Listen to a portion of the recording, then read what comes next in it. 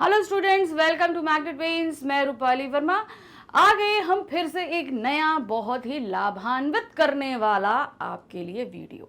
क्या है भाई, आप लोग लेखन कार्य में बहुत उलझते हैं कि किसको क्या चीज़ कहाँ लिखी जाएगी, तारीख कहाँ लिखी जाएगी, विषय में क्या लाना है, नाम कहाँ लिखेंगे।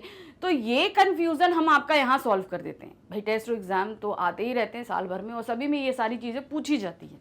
तो उस कंडीशन में हम करेंगे क्या, उस कंडीशन में आपके लिए ये वीडियो बहुत हेल्पफुल रहेंगे। तो याद रखिए कि इसमें हम जो आज आपके लिए लेकर आए हैं वो है संदेश लेखन का प्रारूप। अब ये संदेश लेखन जो लिखा जाता है, इसके प्रारूप को हम तैयार कैसे करेंगे, यानी कि इसका फॉर्मेट कैसा रहेगा। तो चलिए फटाफट देखते हैं बिना टाइम गंवाए। तो यहाँ पर जो हमारे सामने है, जब हमारे सामने संदेश आता है तो सबसे पहला काम जो हमें करना है वो है हमारा बॉक्स बनाना। यानी कि हम सबसे पहले बॉक्स बनाएंगे। नंबर 1 जो हमारा काम है क्या है, बॉक्स बनाने का। ये बॉक्स आपका रेक्टेंगल या स्क्वायर में हो सकता है, मगर मोस्ट प्रॉब्ली कोशिश करिए कि ये रेक्टेंगल में ही रहे। ठीक है।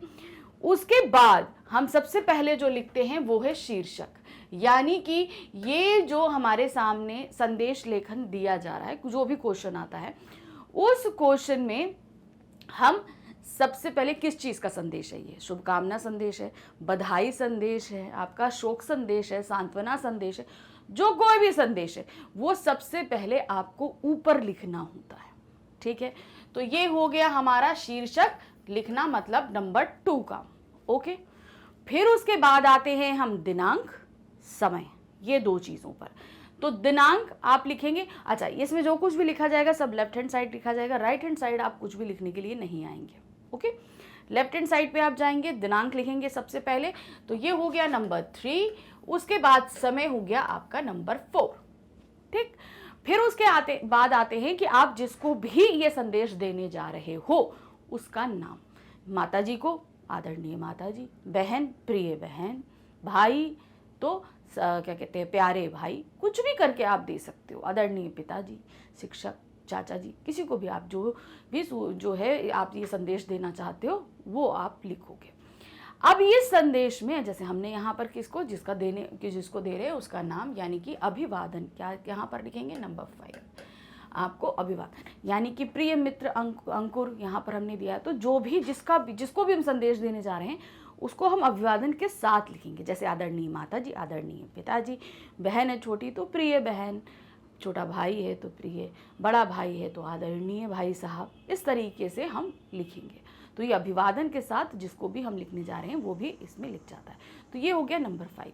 उसके बाद नंबर 6 हमारा आता है मुख्य विषय भाग, यानी कि जो भी विषय पे हम दे रहे हैं। अब जैसे यहाँ पर क्या था, जन्मदिन की विश थी, यानी कि हम यहाँ पर बर्थडे विश कर रहे थे। अच्छा, संदेश में हम कुछ प्यारी प्यारी लाइन्स भी लिख सकते हैं, तुम जियो हज़ारों साल, साल के दिन हो 50,000। ठीक है। तो इस तरीके से कुछ 1-2 लाइन्स भी अगर आप लिखना चाहो तो बहुत ही ईजिली इसको यहाँ पर लिख सकते हो। फिर ये नहीं है कि यही संदेश होगा। अब आप यहाँ पे क्या करोगे, जैसे यहाँ पे आपने लिखा प्रिय मित्र अंकुर, उसके बाद 2 लाइन वो लिख दी, उसके बाद आप अपना संदेश लिखोगे। अब इसमें क्या है, तुम्हें जन्मदिन की हार्दिक शुभकामनाएं, तुम हमेशा स्वस्थ रहो तथा जीवन में प्रगति करते रहो, करते हुए उन्नति के शिखर को छुओ। तुम्हारे जन्मदिन के अवसर पर मैं ईश्वर से यही प्रार्थना करता हूँ कि तुम सुखी और दीर्घायु बनो। तो ये हमारा विषय हो गया। अब 7वें नंबर पे हमारा आएगा प्रेषक, यानी कि लिखने वाले का नाम। यहाँ पर नाम कौन है, आप है, आप अपना नाम लिखेंगे। अगर आपको प्रश्न में नाम के लिए बाउंड नहीं किया गया है तो आप हर जगह अपना नाम ही लिखेंगे, ये ध्यान रखिएगा। तारीख वही डालेंगे जिस दिन आप टेस्ट या एग्ज़ाम दे रहे हैं, कोई भी आगे पीछे की डेट आपको नहीं डालनी है। तो जिस दिन आपका टेस्ट या एग्ज़ाम है, डेट हमेशा वही पड़ती है, कभी भी इधर उधर की डेट नहीं डालते हैं। और नाम अगर आपको प्रश्न में बाउंड नहीं किया गया कि आपका नाम ये है, तब, अगर नहीं है तब आप जो है अपना नाम डालेंगे, नहीं तो प्रश्न में जो कहा गया है वो नाम डालेंगे। उसके बाद अब मनोज कुमार तो है, अब मनोज कुमार कौन है, आपका मित्र है, वो हम ब्रैकेट में देंगे, मतलब हमारा पद क्या है इसमें ये चीज़ हम बता देंगे। तो टोटल संदेश लेखन में हमारे पास हमें ये 7 स्टेप फॉलो करने हैं।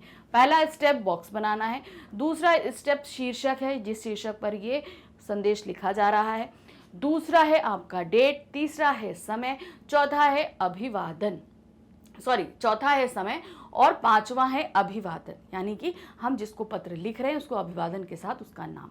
छठा है आपका विषय और सातवां है प्रेषक का नाम, यानी कि आपका नाम। तो इस तरीके से ये हमारा पूरा का पूरा संदेश खत्म हो जाता है। लेकिन एक चीज़ ध्यान रखिएगा, अलग अलग टेस्ट या एग्जाम में ये अलग अलग मार्क्स में पूछा जाता है। कहीं 3 नंबर में पूछा गया, कहीं 2.5 नंबर में, कहीं 4 नंबर में, कहीं 5 नंबर में। तो ध्यान रखिए, सबसे ज़्यादा मार्क्स जो आप ये मान के चलिए, जैसे मान लीजिए 4 मार्क्स का ये पूछा गया, तो 4 मार्क्स में हाफ मार्क्स आपके ऊपर के इतने पोर्शन के हो जाएंगे, ठीक है। आपका हाफ मार्क्स आपका ये हो जाएगा, ठीक है, 1 नंबर गया आपका, और फिर आपका 2 नंबर का ये हो जाएगा, और 1 नंबर आपकी भाषा शुद्धता और ग्रामेटिकल मिस्टेक का हो जाएगा। क्लियर हो गया। तो 1 नंबर टोटल आप देखेंगे फॉर्मेट का है आपका, 2 नंबर आपका विषय का है, और 1 नंबर आपकी मिस्टेक या आपकी भाषा की शुद्धता के लिए लिया गया है। तो यहाँ पर आपके लिए ये टोटल क्लियर हो चुका है कि हम किस तरीके से लिखेंगे और हमारे मार्क्स कैसे कैसे आएंगे। तो बस जब भी टेस्ट या एग्ज़ाम हो तो ध्यानपूर्वक ये सारी चीज़ें फॉलो कीजिएगा, आपको पूरे के पूरे मार्क्स मिलेंगे अगर आपने कहीं पे भी कोई मिस्टेक नहीं करी तो आगे और भी आपके लिए वीडियो लेकर आ रही हूँ उसी तरह के यूज़फुल वीडियोस देखते रहिएगा। Bye bye.